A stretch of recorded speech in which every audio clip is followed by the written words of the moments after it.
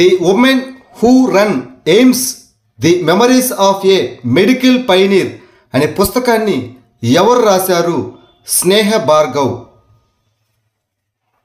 Sneha Bhargava the woman who run AIIMS the memories of a medical pioneer అనే పుస్తకాన్ని రచించారు.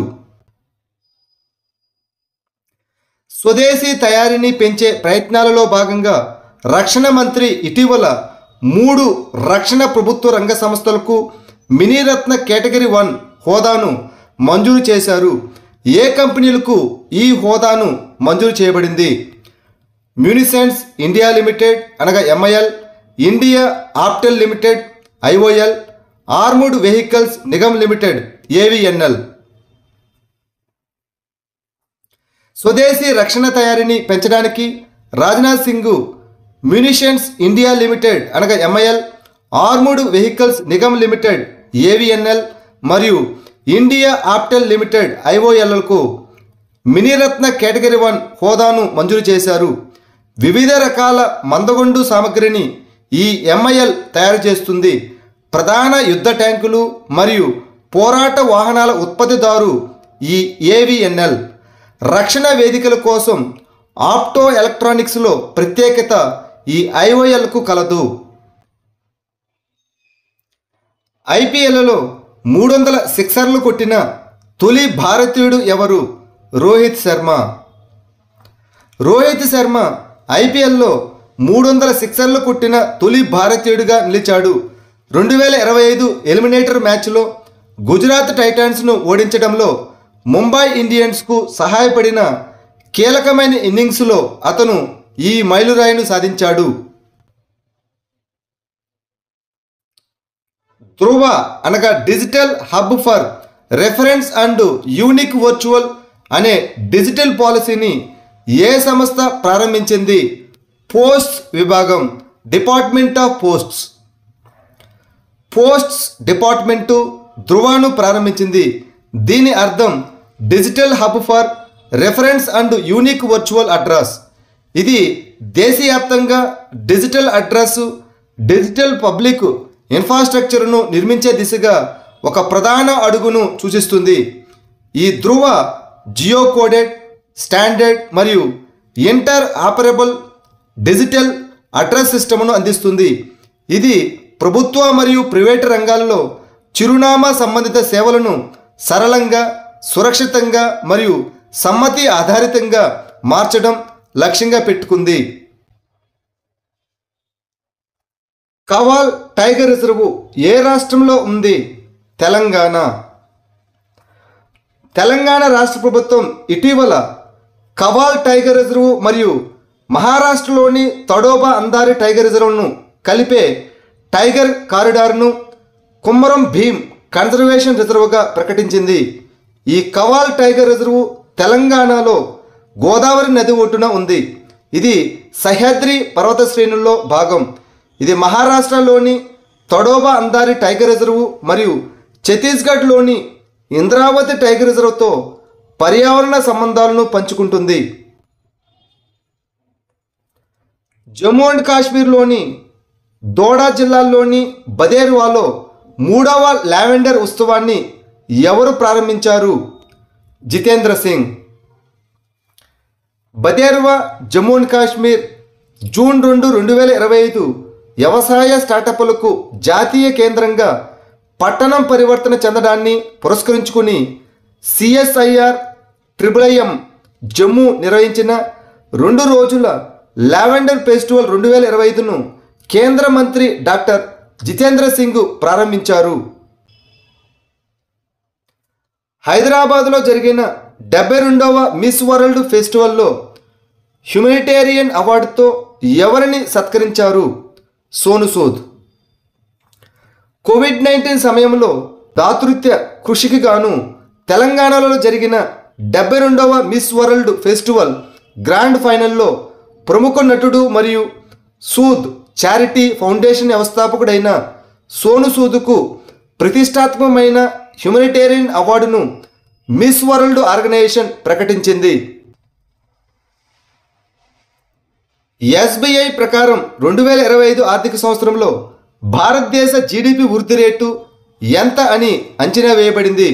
6.5%. ప్రపంచవ్యాప్త ఒడిదుడుకుల వల్ల వాతావరణ ప్రభావాలు ఉన్నప్పటికీ భారత ఆర్థిక వ్యవస్థ చాలా వరకు స్థితిస్థాపకంగానే ఉంది. ఫైనాన్షియల్ ఇయర్ 2025లో జీడిపి వృద్ధి 6.5%గా ఉంటుందని అంచనా వేయబడిందని ఎస్బీఐ నివేదిక తెలిపింది. జాతీయ ఫ్లోరెన్స్ నైటింగేల్ అవార్డును ఏ మంత్రిత్వ శాఖ స్థాపించింది? ఆరోగ్య మరియు కుటుంబ సంక్షేమ మంత్రిత్వ శాఖ, the ministry of health and family welfare. ఇటీవల భారత రాష్ట్రపతి భవన్లో జరిగిన కార్యక్రమంలో నర్సులకు 2025 సంవత్సరానికి జాతీయ ఫ్లోరెన్స్ నైటింగేల్ అవార్డులను ప్రదానం చేశారు.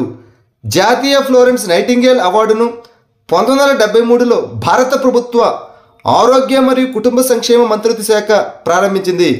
ఇది కేంద్ర ప్రభుత్వం, రాష్ట్ర మరియు కేంద్రపాలిత ప్రాంతాలు, అదేవిధంగా స్వచ్ఛంద సంస్థల నుండి అత్యుత్తమ నర్సింగ్ సిబ్బందికి ఇచ్చే ప్రతిష్టాత్మక జాతీయ గౌరవం. ఆసుపత్రులు, సంఘాలు, విద్య లేదా పరిపాలనలో నర్సుల అత్యుత్తమ సేవలను ఈ అవార్డు గుర్తిస్తుంది. ఈ అవార్డుల్లో మెరిట్ సర్టిఫికేటు, ₹1,00,000 నగదు పురస్కారం మరియు పథకాన్ని అందుకుంటారు. నేషనల్ ఫ్లోరెన్స్ నైటింగేల్ అవార్డులు 2025తో రాష్ట్రపతి ద్రౌపది ముర్ము ఎంతమంది నర్సింగ్ నిపుణులను సత్కరించారు? 15 మందిని. రాష్ట్రపతి భవన్లో జరిగిన ఒక కార్యక్రమంలో ప్రజారోగ్యం మరియు సమాజ సంక్షేమానికి వారు చేసిన విశేష కృషిని గుర్తించి 15 మంది ప్రముఖ నర్సింగ్ నిపుణులకు రాష్ట్రపతి ద్రౌపది ముర్ము 2025 జాతీయ ఫ్లోరెన్స్ నైటింగేల్ అవార్డులను ప్రదానం చేశారు.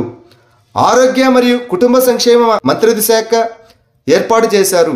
ఉదాహరణకు శ్రీమతి రేబా రాణి అండమాన్ నికోబార్ దీవులకు సంబంధించింది. అదేవిధంగా శ్రీమతి ఒలివేటి శుభవతి ఆంధ్రప్రదేశ్, శ్రీమతి సరోజ్ ఫకీర్ బాయ్ పటేల్ దాద్రా అండ్ నగర్ హవేలీ మరియు దామన్ దియు. 10 లక్షల నగదు రహిత ఆరోగ్య కవరేజీని అందించే కర్మయోగి స్వాస్థ్య సురక్ష యోజనను ఏ రాష్ట్ర ప్రభుత్వం ప్రారంభించింది? Gujarat. PMJAY G category card system కింద ఏఐఎస్ అధికారులు, రాష్ట్ర ప్రభుత్వ ఉద్యోగులు మరియు పెన్షనర్లకు ప్రతి కుటుంబానికి 10 లక్షల వరకు నగదు రహిత వైద్య చికిత్స అందించడానికి గుజరాత్ కర్మయోగి స్వాస్థ్య సురక్ష యోజనను ప్రారంభించింది. అర్హత కలిగిన లబ్ధిదారులు PMJAY జీ కేటగిరీ కార్డును కలిగి ఉండాలి. దీనిని రాష్ట్ర ఆరోగ్య సంస్థ అనగా షా జారీ చేసింది. ఇది కార్డు పంపిణీ మరియు పథకం అమలుకు కూడా బాధ్యత వహిస్తుంది. 3వ బిడ్డకు ప్రసూతి సెలవు మంజూరు చేస్తూ సుప్రీంకోర్టు ఏ హైకోర్టు ఇచ్చిన తీర్పును రద్దు చేసింది? మద్రాస్ హైకోర్టు. ప్రసూతి సెలవులు స్త్రీ పునరుత్పత్తి హక్కులలో ఒక భాగమని సుప్రీంకోర్టు శుక్రవారం తీర్పునిస్తూ 3వ బిడ్డ జననానికి స్త్రీకి సెలవు నిరాకరించిన మద్రాస్ హైకోర్టు ఉత్తర్వులను కొట్టివేసింది. సాంప్రదాయ వైద్యంలో వినియోగదారుల రక్షణ మరియు నియంత్రణను పెంచడానికి ఆయుష్ మంత్రిత్వ శాఖ ఇటీవల ప్రారంభించిన పోర్టల్ పేరు ఏమిటి? ఆయుష్ సురక్ష పోర్టల్. సాంప్రదాయ వైద్యంలో వినియోగదారుల రక్షణ మరియు నియంత్రణను పెంచడానికి ఆయుష్ మంత్రిత్వ శాఖ ఆయుష్ సురక్ష పోర్టల్ను ప్రారంభించింది. పారదర్శకత మరియు భద్రతను నిర్ధారించడంలో దాని పాత్రను హైలైట్ చేస్తూ కేంద్ర సహాయ మంత్రి శ్రీ ప్రతాపరావు జాదవ్ న్యూఢిల్లీలోని ఆయుష్ భవన్లో దీనిని ఆవిష్కరించారు. ఈ పోర్టల్ పౌరులు మరియు నిపుణులు తప్పుదారి పట్టించే ప్రకటనలు మరియు ప్రతికూల ఔషధ ప్రతిచర్యలను నివేదించడానికి అనుమతిస్తుంది. కాశ్మీర్ లోయ నుండి రైలు ద్వారా మొదటిసారిగా తాజా చెర్రీస్ను ఎక్కడికి పంపించారు? ముంబై. తొలిసారిగా రైల్వేలు శనివారం కాశ్మీర్ నుండి ముంబైకి కత్రా రైల్వే స్టేషన్ ద్వారా 24 టన్నుల చెర్రీలను రవాణా చేశాయి. ఈ చర్య కాశ్మీర్లోని చెర్రీ సాగుదారులకు చిరునవ్వులను తెప్పించింది.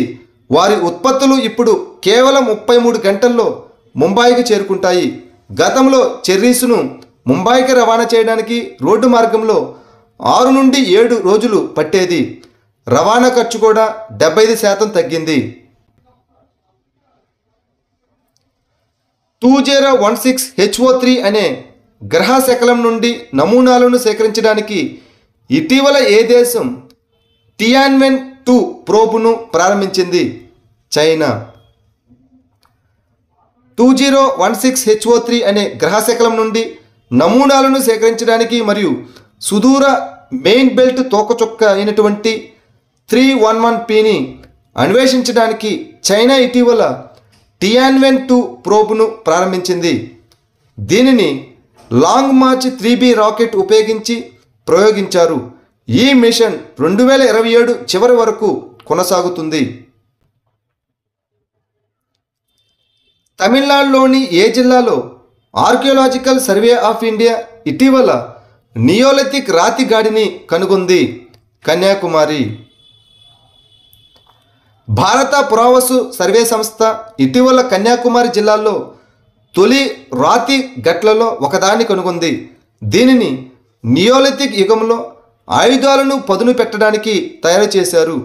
ఈ నియోలిథిక్ యుగం కొత్త రాతి యుగం అని కూడా పిలుస్తారు. ఇది చరిత్రపూర్వ మానవ అభివృద్ధిలో చివరి దశ. ఇది వేట మరియు సేకరణ నుండి వ్యవసాయం అదేవిధంగా జంతువుల పెంపకానికి మార్పును సూచిస్తుంది. ఈ కాలం హోలోసిన్ యుగంలో 10,000 BCలో ప్రారంభమైంది. ఈ నియోలిథిక్ విప్లవం మధ్యప్రాచ్యంలోని సారవంతమైన నెలవంకలో ప్రారంభమైంది మరియు తర్వాత కాలంలో భారతదేశం మరియు ఇతర ప్రాంతాలకు విస్తరించింది.